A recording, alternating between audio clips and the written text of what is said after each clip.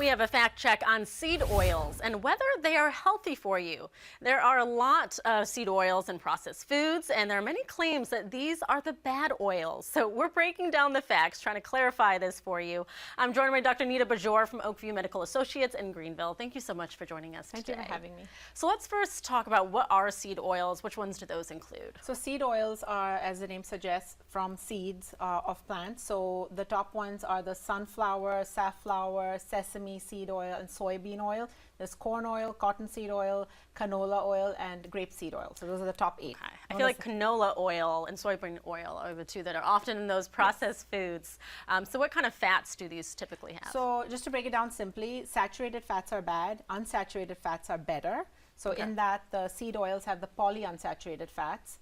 And then seed oils or vegetable oils like avocado and olive oil, they have monounsaturated fats, which are even healthier. Okay, so that's the even better direction, which we'll get to in just a minute. Yeah. So are seed oils bad for us? I think that is controversial. Overall, I think because they contain, there's two things. The way they're extracted, that method is not very healthy. Most of them are chemically processed. They use something called hexane to split the oil from the seed, and so that process is contains GMOs, and a lot of ultra processing goes into that.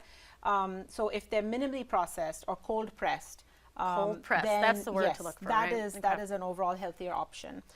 Second is they contain more omega-6s than omega-3s, and omega-6s are more inflammatory overall.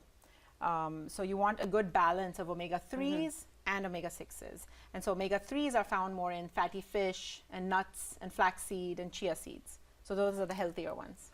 So would you say you should just have a variety of oils, maybe not just pick one and stick to that all the time, because then you might be missing out, I think application-wise, what are you doing with the oil is more important. Like, you're not just taking a tablespoon of oil and eating it. You're using it for cooking. So are you using a healthier form of cooking? Are you grilling, baking? Try those first. Then if you have to use oil to stir fry something, use minimal amount, like 2 or 3 teaspoons is more than enough, rather than taking the whole bottle and going drizzling all over.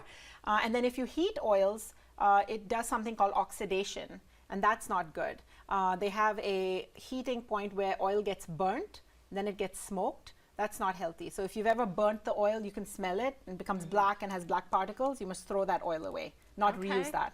So, I think the application is more important than are these oils good for me or bad for me. Looking from a health standpoint, they did a study in 2024. They had 400,000 people, and they followed them over 24 years. They found overall plant oils are healthier. Animal oils like lard, butter, they had a higher risk of dying in patients. So I think choosing the seed oils, the plant oils, vegetable oils is overall safer, but not to say they should be less than 6 to 10% of your total meal consumption. All right, well, that's all we have time for, but thank you so much for breaking that down for us. We'll toss it to Kendra.